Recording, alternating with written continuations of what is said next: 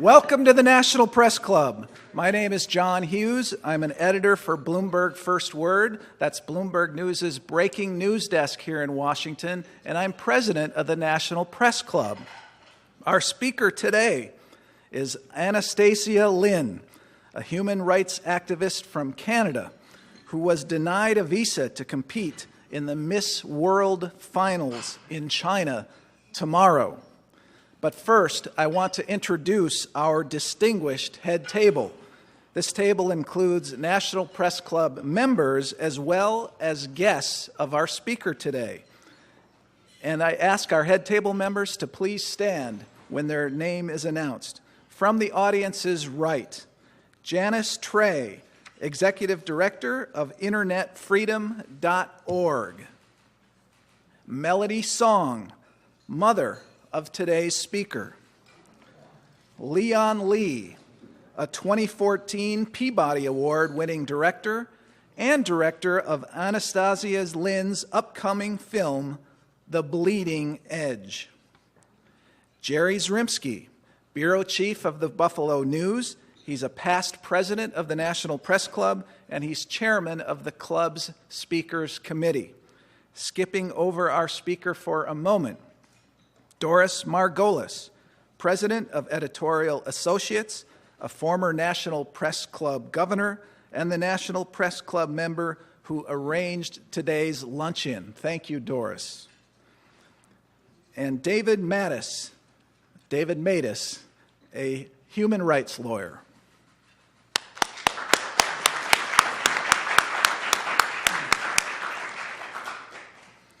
I also want to welcome our C-SPAN and public radio audiences. You can follow the action today on Twitter. Please use the hashtag NPCLive. That's NPC Live. Well, our speaker today, probably in her heart of hearts, would prefer not to be here. She would rather be in Sanya, China, so she could compete tomorrow for the Miss World crown. But the Chinese government denied Anastasia Lin a visa. The government put it this way, quote, "China welcomes all lawful activities organized in China by international organizations or agencies, including the Miss World pageant. But China does not allow any persona non grata to come to China." End quote. Lin is persona non grata in the land of her birth because she has a certain habit. This is the habit of speaking out.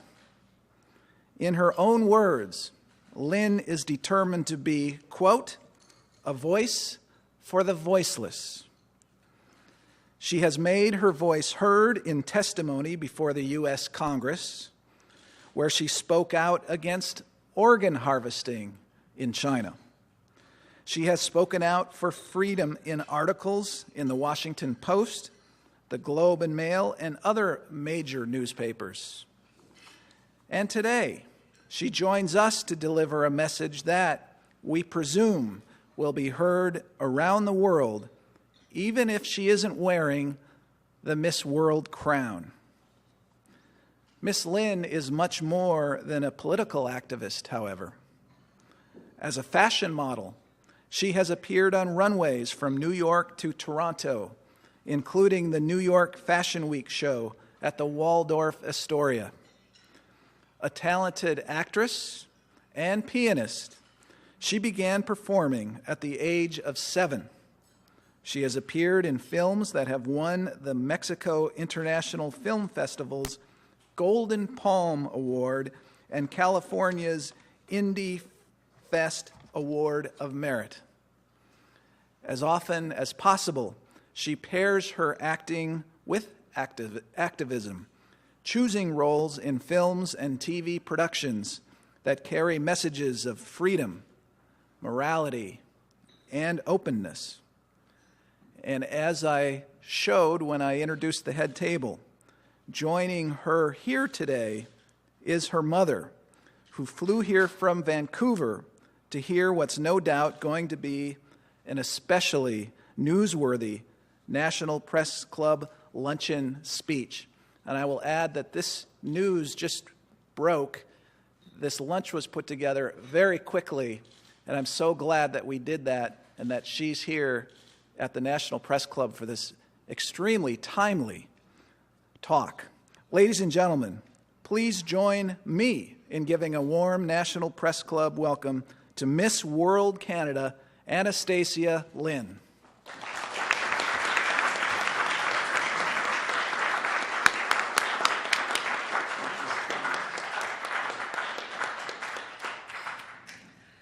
Well, thank you, everyone, for coming here on such a short notice. And thank you as well to the National Press Club for organizing this event. And everyone can say hi to my lovely mom, who flew here from Vancouver. And I cannot tell you how much it means to me to have her here supporting me.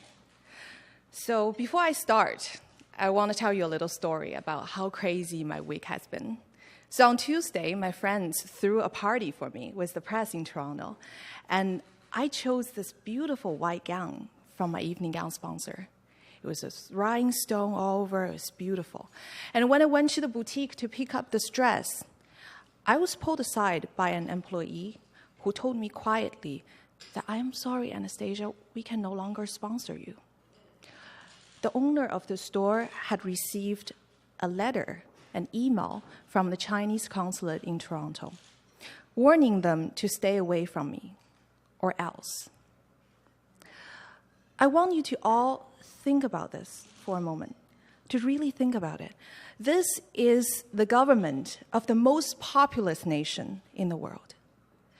They're facing immense policy challenges at home, from a slowing economy to a record pollution level, that have all but shut down the capital city. Yet they still find time to intimidate a dressmaker for a beauty queen halfway around the world. Today, I'm supposed to be in Sanya, China, representing Canada in the Miss World final. But I am here. Last month, when I tried to board my connecting flight to Sanya from Hong Kong, I find out that I have been declared persona non grata by the Chinese government. Persona non grata, I had to look it up on Wikipedia. It apparently means an unacceptable or unwelcomed person. Yes, I got the definition right. And it is the highest diplomatic punishment. Many of you are probably wondering how this happened, including my own mother probably are wondering why this happened. No, so let me start from the beginning. I was born in China, in Hunan province. I was a model student, raised by one of those Asian tiger moms that you've all heard about. I started to learn calligraphy and piano at age 2, and I was a student leader in my school, middle school. But not a lot of people know this about me. One of the things I did was to enforce ideological conformity among my fellow classmates. So I made students watch hatred propaganda films against the so-called government's enemy. It was only after I moved to Canada, only then did I realize the extent of my indoctrination.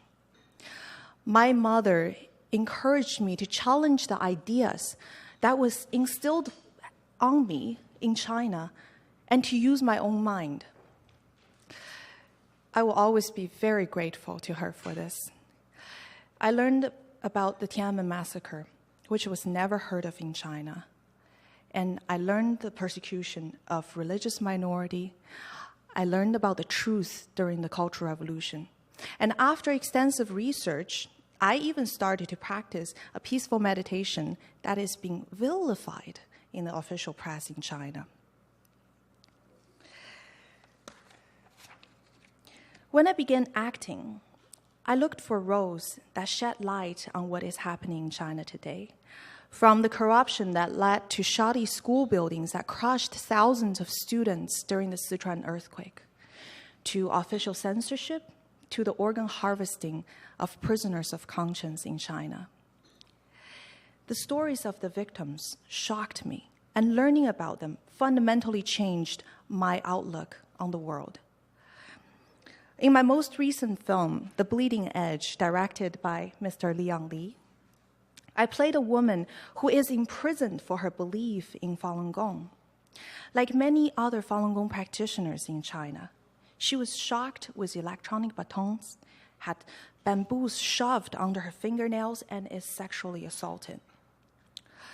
To prepare for these roles, I spent time with the men and women who suffered these experiences. Of course, they described the extreme physical pain during the torture, but what stuck with me was their description of the profound isolation they experienced. In the labor camp, they are all alone. They want to scream, they want to call for help, but the only people that can hear them are the prison guards. And yet, despite the fear and doubts, they stayed true to their conscience. They knew that there was something out there that was greater than fear. After I heard about their story, I was like, I can't do this. This character requires someone with incredible courage to portray. I'm just a North American kid. This is not some experience that I run into in my everyday life in Toronto. So before I went on set the first day, our dear director piled up all the heaviest scenes in the first day of filming: the sexual assault, the bamboo stick under fingernails, and also force feeding, and electronic baton beating. I was so scared. I thought I couldn't do it. So I called a friend, and I said, this is beyond me. I don't want to go on set. And he told me, it is okay to be afraid in the middle of all this. Fear is a natural part of being human. 2,000 years ago, there was a good man. Before he was crucified on the cross, he was also afraid, but he did not let fear conquer him. Courage does not mean the absence of fear, but knowing that something else out there is way more important than fear. And that is the reason I had the courage to went on set that day, exposed my fear, but I also discovered something in me that was extremely true and genuine. An overriding feeling that I want to stay true to my conscience and portray these people's stories. I entered the Miss World competition because of their motto, Beauty with Purpose. I wanted to have a bigger platform to speak for those who don't have a voice to speak for themselves, and also to promote the North American value of diversity and freedom that I really treasured. I know that everyone always say this, but I was genuinely surprised when I was crowned Miss World Canada. You won't believe how many beautiful women were in the room. I wouldn't have dreamed to be the winner. Immediately after my win, there was glowing news in China that a Chinese-Canadian girl from Hunan province was just crowned Miss World Canada. And my father, who still lived in China, he was so proud of me. He received hundreds of congratulatory messages, some from people he barely knew. The crown was the evidence that his little girl was on her way to achieving her dreams. But soon, everything stopped.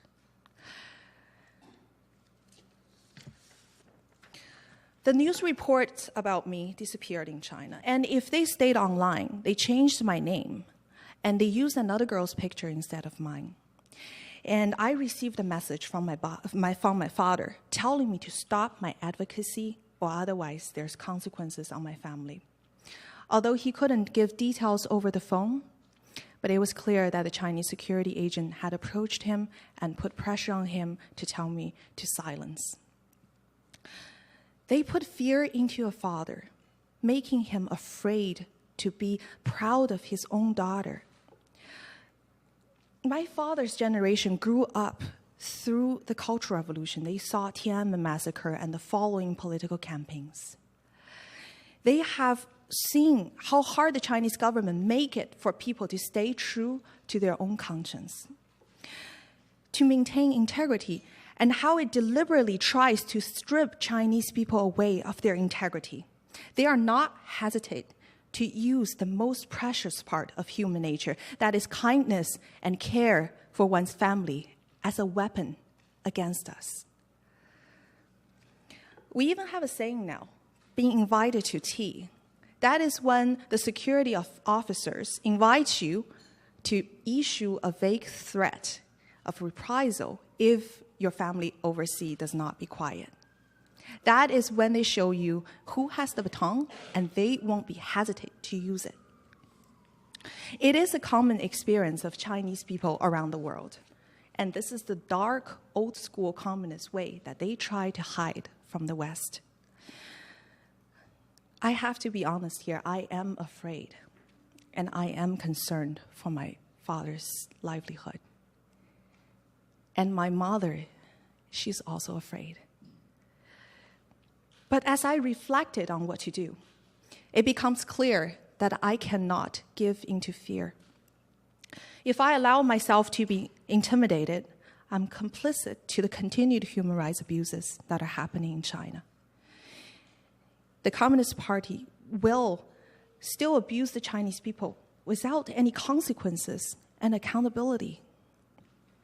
So instead of being silent, I went to the media and I wrote about my experience on the Washington Post. And later I testified in Congress about the communist torture and killing of religious minorities. And families overseas are being intimidated and other injustices. And when the other Miss World contestants got their invitation letter to participate in the Miss World final, my invitation never came. There was no official explanation.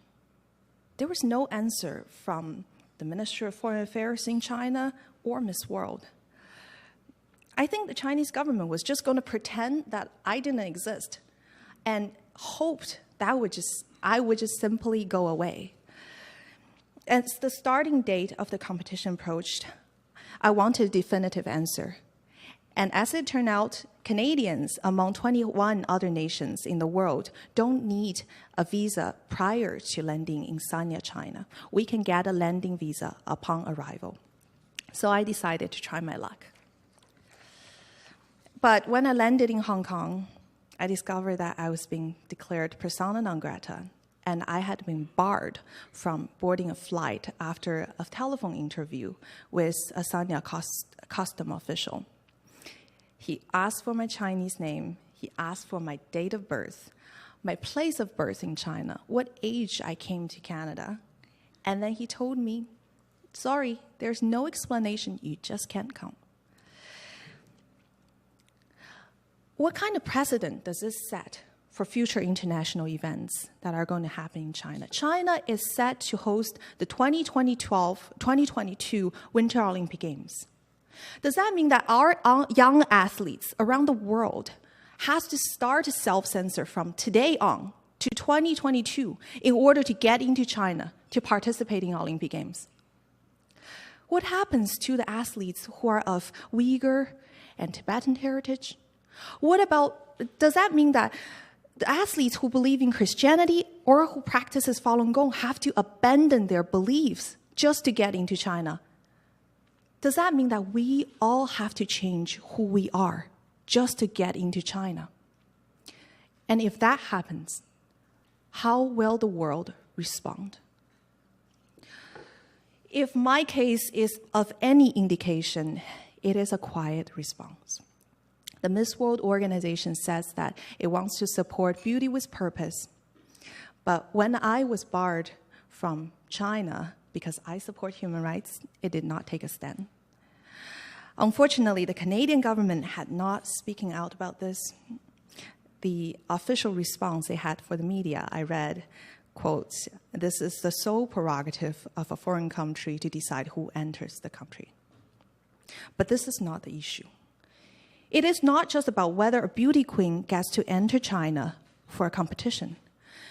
It is also not just about millions of Chinese immigrants would feel safe and free in their adopted countries.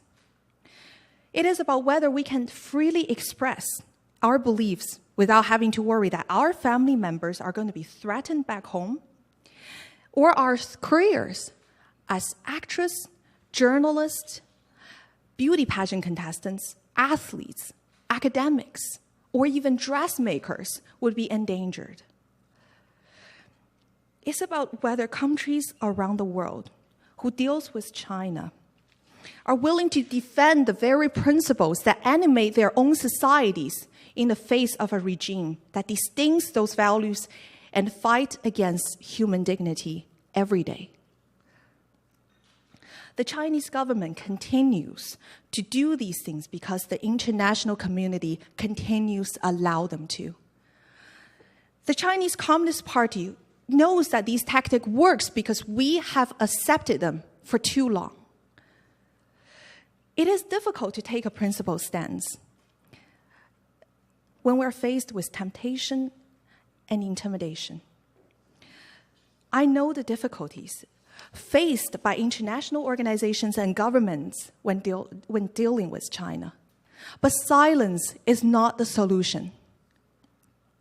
In case of Hollywood, I hope that big movie studios wouldn't have to self-censor and comply with the wishes of Chinese censor just to get into Chinese market. An American university will stick with their own values of academic freedom rather than setting up joint ventures in China by the Chinese Communist Party committees. International medical groups should no longer turn a blind eye. On the mounting evidence that tens of thousands of prisoners of conscience are being harvested of their organ and sold for profit, we should all stop pretending that we're helping China to reform. The Chinese people are suffering, and they're suffering alone. But we have the ability to give a voice to them. We can and we should speak up for those who cannot speak up for themselves. And we should prove that it is possible to stand against tyranny. Today, together, I hope that we can start something. Together, we can prove to the Chinese Communist Party that our free world's most treasured beliefs are not for sale. And more importantly, I hope that we can prove to the Chinese people that we stand with them, not the Communist Party that stifles their freedom. And also, I would have something to say to the dear member of the press. Thank you very much for your attention and your interest in my story. Your voices have supported me throughout my journey since half a year ago when my father was first intimidated. You have showed me that people care, that you care. I know the difficulty faced by journalists when they try to report honestly and critically about Chinese human rights abuses. But in the future, when the Chinese government threatens to withhold visas of your journalists, if you do stay true to your journalistic integrity, please don't give in. Don't compromise your coverage. You owe it not only to yourselves and your audience and readers, but to the millions of Chinese people whose stories are waiting to be told. Thank you very much.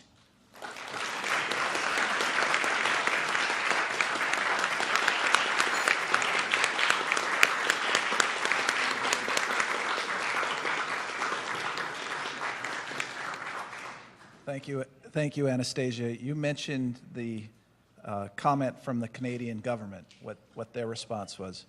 Were you surprised that was their response? At the beginning, I was a little bit surprised. We all talk about how do we help China to improve human rights. When one of our own is being barred from international competition because she stood true to our own values, I was quite surprised. I don't want to be too critical. I know it's a new government who's still in the process of forming its China policy.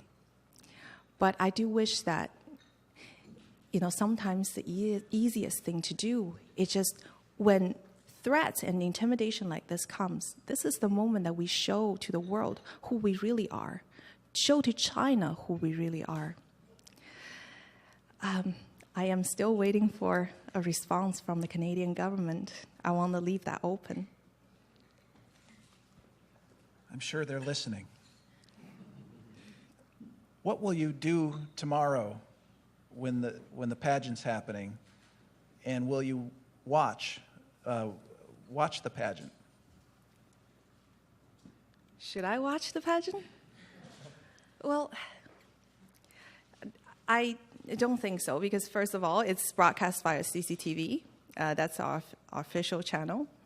And also, I think for every event, especially international competition like this, its goal is to gather representatives around the world to showcase the true value of each country, the true representation of each country. And if we can't showcase what our country is really about on the international stage because of the hosting country, I don't see much point for me to watch that event tomorrow. You were quoted in the New York Times recently as saying that officials in the Miss World pageant have offered to allow you to compete in next year's finals. Do you plan to accept this offer? I'm still thinking about it. I will let you know once I decide.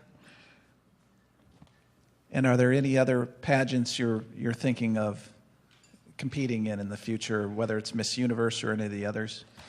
On a personal note, I'm already 25. This is 70 in pageant age. I don't think I'm going to try again. There is definitely greater platforms that we can seek for example, my own career as an actress. I really enjoy telling stories about people who are really suppressed, and they have great story to tell. They have been a source of inspiration for me over the years. So yes, I will definitely advance my career as an actress, but for beauty pageants, I think I'm finished for now. It would be easy for you to focus solely on the acting career and all the other opportunities you have, yet you do choose this path of speaking out and being a human rights activist. What has motivated you to choose this more difficult path than just only focus on your career? I never thought about this as human rights activism. This is my honest opinion. At the beginning of this journey, I had the privilege to work on films and television productions that do tell stories of these people. I spend a lot of time with them and try to understand them.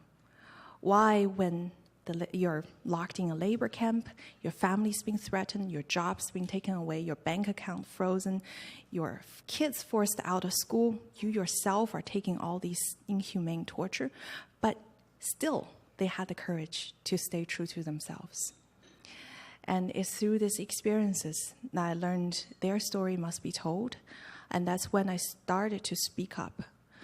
But I think I was only just trying to do what's right and stay true to myself.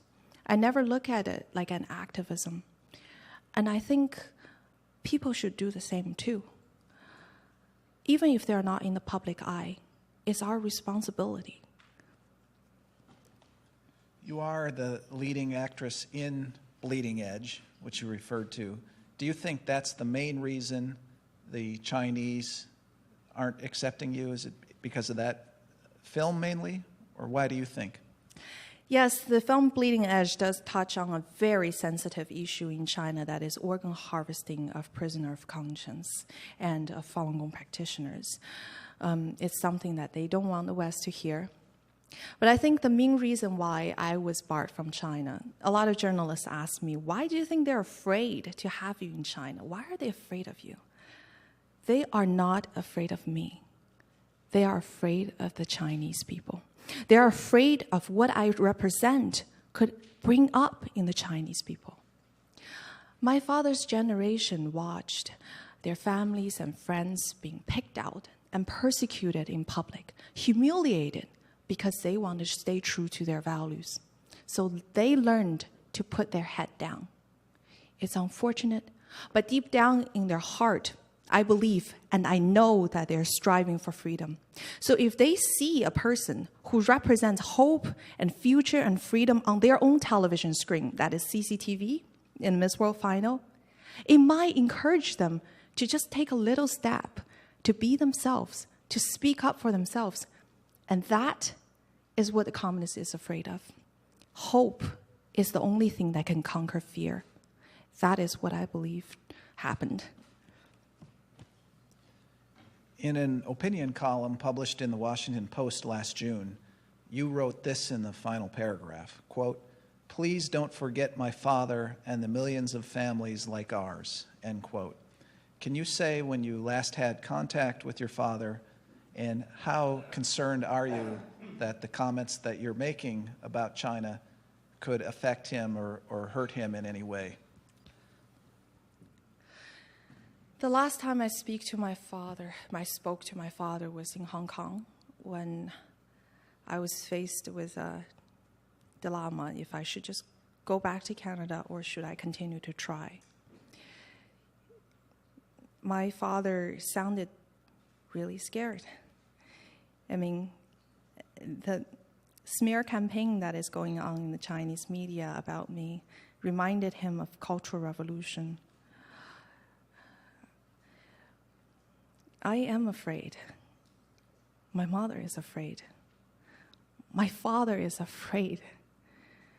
I have reached out to a lot of people for statement, for support. Past Miss World Canada's, organizations.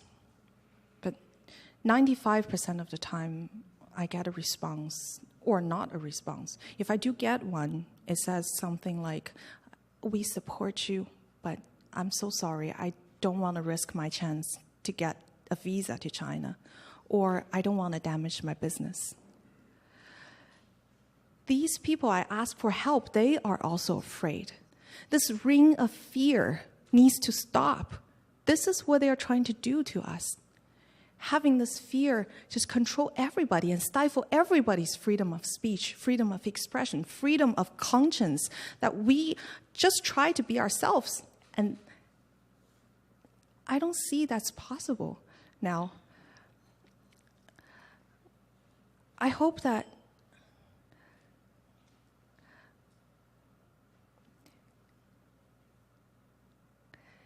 I feel quite alone in this battle, and I am worried.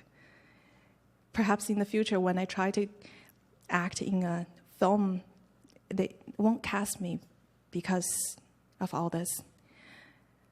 Or a big movie studio will censor their scripts. That's why today, this opportunity is so precious for me. I hope more people will have the courage to speak up. Because what do we want to leave for our future generations? Thank you. This questioner says, "Please tell the audience how China managed to get the Miss World 2015 pageant to move the pageant to China." Right. So when I was crowned Miss World Canada, at that time, the final was still going to be holding Australia, yes. And 2 weeks after I got crowned, they announced that the final was going to be in China. I heard that, read from the press reports after. There are some journalists really did investigative reports on this. It seems that a Chinese company has sponsored, been the title sponsor of the whole event. I can understand. I can understand why is it so easy to move the competition to China, since they don't charge a facility fee and they don't charge broadcasting fee. And I guess that's the reason why the international community has been silent for all this time.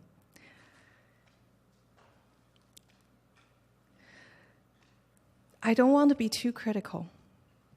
It is quite unfortunate.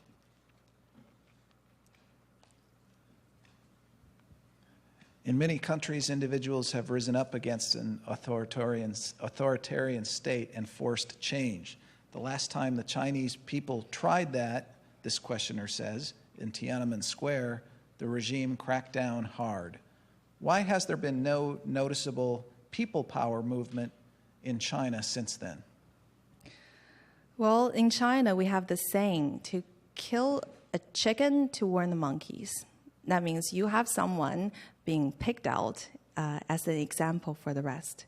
And that's what exactly the Tiananmen Square did to the rest of the Chinese population. International attention and your voices are sometimes the only tool to stop human rights abuses in China. And that's why we should use it, to encourage the Chinese people to stand up for themselves. What do you think it will take? What could trigger this sort of rising up, this sort of change that you reference? Voices. Sometimes it is the most principled people that suffer the most. I'm not referring to myself. I'm referring to the human rights lawyers, the people who are fighting, defying their own conscience, the religious minorities who are being persecuted, locked up in jail. These people are the spines of that nation. They dare to stand against tyranny. And I am so glad that they still exist in China. We can help to change China, yes. But the Chinese people need to stand up for themselves. And one way for us to help them is to encourage them, is to let them hear the truth, is to give them an avenue to speak up. Then we'll see changes. And for the international community, when something like this happens, please speak up. And together, they can stifle everyone. And they will know eventually that this kind of tactic won't work, and they will stop using it. The United States maintains strong relations with China, largely due to the economic dependency the two have for each other, this questioner says. How is this perceived in China? Is there a perception that the United States endorses the Chinese government's actions against its own citizens, which would not be tolerated here in the United States? What sort of effect do you think that could have on U.S.-Chinese relations? I am not a foreign relation expert, but I know what is the experience for a Chinese overseas who's living in a free country. As a Canadian Chinese, I was trying to speak my mind in Canada. One of our prime minister said that I am a Canadian, free to speak without fear, free to worship in my own way, free to stand for what I think right, free to oppose what I believe wrong, and free to choose those who shall govern my country. And this heritage of freedom, I pledge to uphold for myself and all mankind. And I believe that is exactly what I was trying to do. But now my father's being intimidated in China. I am being barred from an international contest, and my government has not spoken out. As a Chinese Canadian, I don't feel safe within my own border. I think it's important for the government to give the comfort for Chinese overseas to be themselves, to express what they want to express. That is of crucial importance. How has the Chinese online community responded to your situation or commented on it?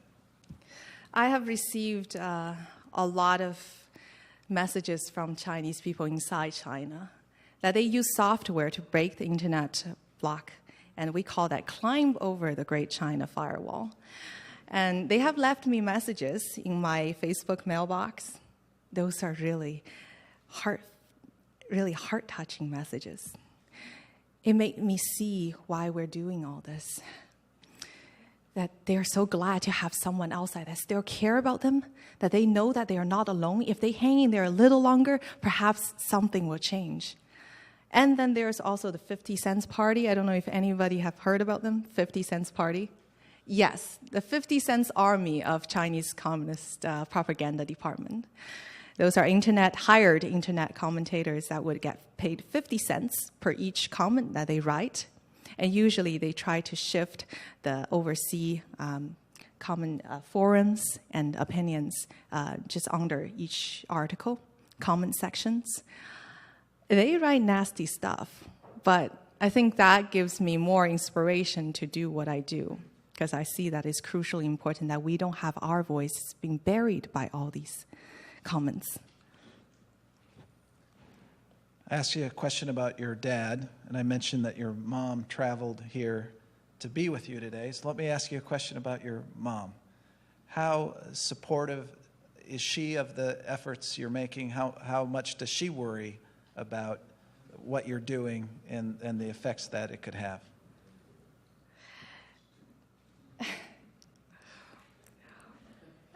At the beginning, my mother was, sorry, Mom. At the beginning, she was quite afraid. And when the news about my father was being threatened in China broke out, my father was really scared, and he called my mom, and my mom got really scared. And they were really just trying to tell me, don't speak up anymore. This is not good for you, and also you're speaking against your native country. And then when she came to my graduation, I took her out for a run where there's no tapped cell phones, there's no monitoring by any kind of electronic device. And I had a frank discussion with her and told her what I really want to achieve with this platform. And ever since, she has been really supportive, although she's still afraid, but she's been very supportive. And her support meant a lot to me, especially when I was denied a visa. My family, they were really happy that I was going back to China. Some of them I haven't seen in decades. They were going to organize a cheerleading team when I would be in Sanya. And then about 2 weeks before the contest, my father wrote to me that, it's better if you don't come back. There'll be endless trouble if you do get in, and just stay in Canada, focus on your artistic career. I can't imagine what kind of pressure he was under. But thanks to my mom, I got through that period. This questioner says, it sounds like you're proposing a boycott on attending international events in China. What specific reforms are you recommending that would remedy your concerns for beauty queens, athletes, or dressmakers and allow them to attend these events? Well, no one ever boycotted the 2008 Olympic Games, although there were tons of human rights abuses that was going on prior to the game in the name of security. Some dissidents even died hours before the Olympic game happens. I think international organizations like the Olympic Committee and Miss World do have the power to change the outcome of this. Chinese people, we like to save our faces. The Chinese government too. We don't want an organization who was going to host the event in China suddenly pull out because of human rights abuses. So if these organizations speak up and say, if you don't allow our contestants in, we will just go. It's all or none. Then I'm sure the Chinese government will change their mind. But so far, it seems like not a lot of people have taken a stance. Do you have any opinion on how Hollywood studios should respond to SARFT censorship and film import quotas? I don't know what SARFT censorship. SARFT, the Chinese. There's a quota on films? There's a quota of 30 films per year maximum, including all Hollywood studios and every other international filmmaking. So that's currently 30, and of those, about a quarter have to be 3D, by the way. So it's actually small. Well, that is quite unfortunate. But if you know what they do to Chinese filmmakers, this is nothing in comparison. The Chinese filmmakers basically have to alter their script from the beginning, and everything have to be in line with the Chinese Communist propaganda. And Leon probably can tell you more about it later. We are starting to shaping our culture around the Chinese Communist Party's propaganda. That is not a good sign. But I also know there's courageous people out there. When I checked the persona non grata status online, I also discovered among the Hollywood stars, Richard Gere, Brad Pitt, Harrison Ford, Christian Bale, these are all persona non gratas in China. Very rarely do I find myself on the same list as these most handsome men on earth. I think I'll wear it like a badge of honor. This questioner says, I don't recall our media reporting the pressure China puts on U.S. movie moguls to cleanse their movies of anti-Chinese propaganda. Has there not been enough reporting on this? Tell us more about this. Right. So I approached an agency a couple weeks ago, and they were very interested in taking me in. But then after a few days, I got a response. We're sorry, this is a little too political. And then some other friends who knows them told me that, they have a big deal that's doing with China right now. This is the kind of stories I think that we need to tell. We need to be very alarmed that this is happening to us. Some of our audience don't even know that what they are not seeing and why they are not seeing it in the newspaper and big screen. Yeah, so member of the press, please don't compromise your values. This questioner says, you have realized your dream to be an actress. How do you prepare yourself to understand the characters you play and express those characters, for example, in the film Bleeding Edge? The interviews with the victims, and I do acting exercises with these victims. And that's when I discover their natural response to a certain situation. For example, there was this acting exercise I did. It's in a big empty studio in Bleeding Edge. There's one scene where a lot of these religious minorities have faced that the Chinese prison guard tried to get them to transform. That means that they only have to sign a denouncement of their own belief and they can walk away from the labor camp. But a lot of them didn't do that. So I was wondering why. Why would you give up all that just for a piece of paper?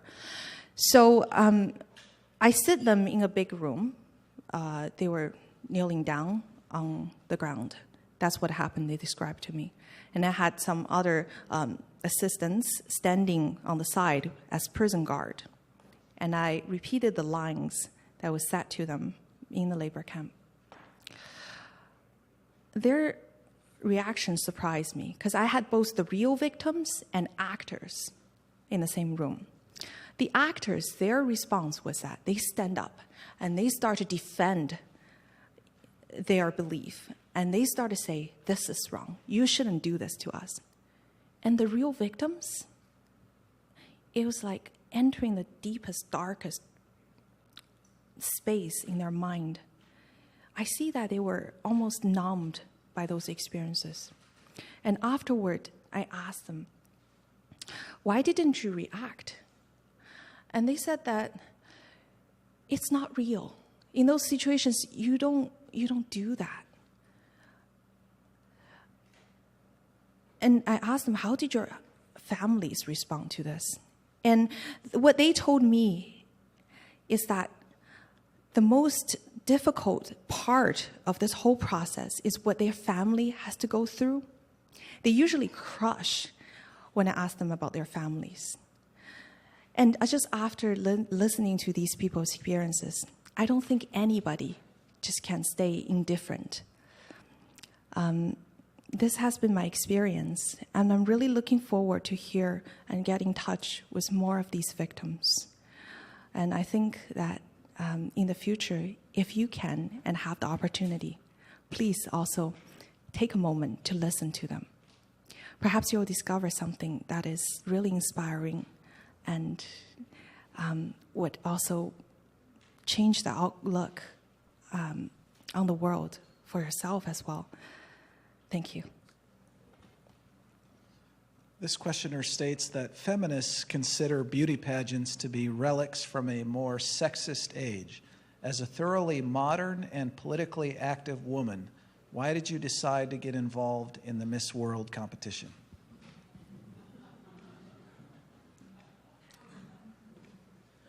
Wow. I researched about the tradition of beauty pageants. It actually dates back to the 1952. Miss World is actually the longest surviving beauty pageants in the world. At the beginning, when I entered the pageant, I had a lot of insecurities because usually people look at beauty queens like a typical stereotyped, superficial lady, perhaps care more about her appearance than her characters. But when I entered the beauty pageant, I have found that these contestants are all very passionate, very strong women who had something to say, something to bring to the world. The first year, in 2013, when I entered the beauty pageant, I was totally afraid, and I look at everybody like competition. That was not a good mentality for the pageant. But then the second year, this year, I saw the unique beauty in everyone and what they are trying to showcase. Everybody are just putting their best on the table and have something that they care about and want everyone to know. I think in the future, the criteria for beauty pageants perhaps could be changed. Instead of looking at how beautiful this woman is, how big her hair is, how long her fingernail is, probably we can change the criteria of what her goal is, what her character is like, what does she care about. And that could be quite constructive for young women. That's what I think. Your recent Canadian elections were followed quite closely here in the United States.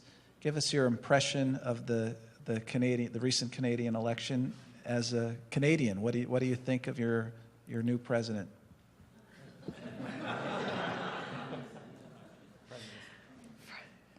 Prime Minister. Oh. Well, Mr. Trudeau, yes.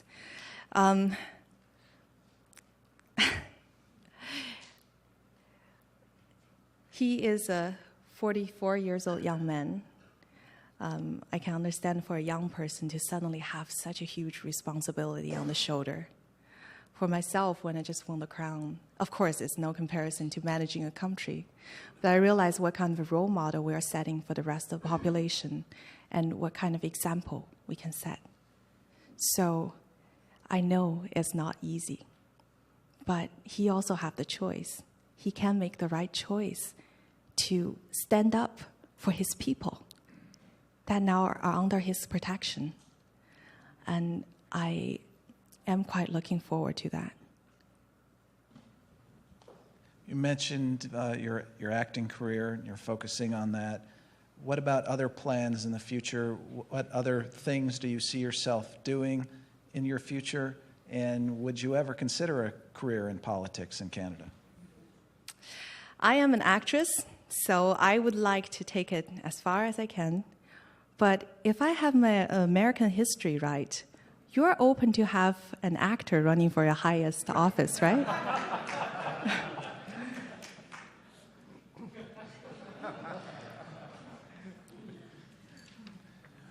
We are almost out of time, and before I ask the last few questions, I have some housekeeping.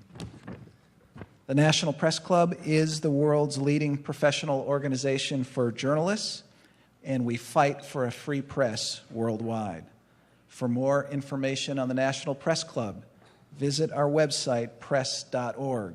And to donate to our nonprofit Journalism Institute, visit press.org/institute. I'd also like to remind you about some upcoming programs. The Chief of Naval Operations, Admiral John Richardson, will address a National Press Club luncheon on Monday, January the 11th. Former Senators Tom Daschle and Trent Lott will discuss their new book, and the title of this book is Crisis Point: Why We Must and How We Can Overcome Our Broken Politics in Washington and Across America. They will discuss this book on January 19th at 6 p.m. And Rod Nordland, an international correspondent at large for the New York Times, will discuss his new book on February 10th at 6:30 p.m. The title of his new book is The Lovers: Afghanistan's Romeo and Juliet, the true story of how they defied their families and escaped an honor killing. And again, that's February 10th at 6:30 p.m. I don't know what they give to the winner of the Miss World pageant, but we have a very honored prize at the National Press Club. And I would like to present you with our National Press Club mug. Thank you. I just need one of those. Thank you very much. So we'll get to the last few questions. The Chinese government regards Falun Gong as a cult. Why is the Chinese government wrong about that? Yes, this is like the big elephant in the room. I know that. So I only started to practice Falun Gong after I came out of Canada. Come out of China. My mother, she gave me a little booklet. She herself is not a Falun Gong practitioner, but she gave me a little booklet that tells about what is really happening to those Chinese Falun Gong practitioners. Falun Gong itself is ancient meditation practice that's very reminiscent of Buddhist and Taoist teaching. Ancient times, Buddhist monks and Taoists and scholars would use this kind of meditation practice. We call it Qigong exercises to refine their spirit and refine their body. And I think the reason why it's being it's being persecuted in China in 1999 is because the large size. In 1999, the official data of Falun Gong practitioners in China was 70 million to 100 million. And that's 1 out of 10 Chinese people. With such a large-sized, independent thinker, I think the communist government was quite afraid. And Falun Gong practitioners, they were encouraged to think with their own mind and to distinguish what is right and wrong by the principle of truthfulness, compassion, and tolerance all the time. So I guess that's why ideologically they are very unlikely to conform to the communist indoctrination. Falun Gong itself, for me, is very personal. It's almost like a yoga practice that you do. I'm a Canadian kid practicing a yoga practice in my home. It's very different for a Chinese person to practice Falun Gong in China because they do face life and death decisions. I hope people can perhaps go on Wikipedia and read more about it. It's all online, but do be careful that there is some smear campaign that's from the Chinese Communist side. Yeah. So as a representative of Canada in Miss World, what do you think the rest of the world can learn from Canada that perhaps it doesn't fully appreciate, doesn't fully understand now? Learn from Canada. In Canada, we have a multicultural society. We accept people with differences, and we do encourage people to be themselves. And we are very tolerant of diversity. People need to be who they are. And only then, when they're whole in spirit, whole in thought, can they reach the potential that they so richly deserve. Not just in Canada, also in China. When Chinese people can be themselves, imagine that 1.7 billion people, what they can really achieve. And I'm really looking forward to that day. I hope it's going to be soon. Here in the United States, in the presidential campaign, there's quite a bit of discussion about immigration and refugees and who should be admitted to the United States. Do you have any thought on that debate as you see that happening? That sounds like a very political question. I have to be very honest. I did not prepare this question and answer period like my pageant on stage question, but it feels quite similar. I think people should be able to be true to who they really are. There are so many hatred and fear around the world nowadays. And these divisions were placed in mankind by people, not by God. We should never let religion or race define ourselves or divide ourselves. I'm really looking forward to the day when we can accept each other's differences and be kind to each other. And that is the main reason why I ran for Miss World Canada. It was not just for standing up for the people who are being oppressed, because I think their minds are actually free, although their bodies are in prison. I want to replace the fear and hatred in people with kindness and compassion again. That is what we so desperately need in society these days. Thank you. Ladies and gentlemen, how about a round of applause for our speaker?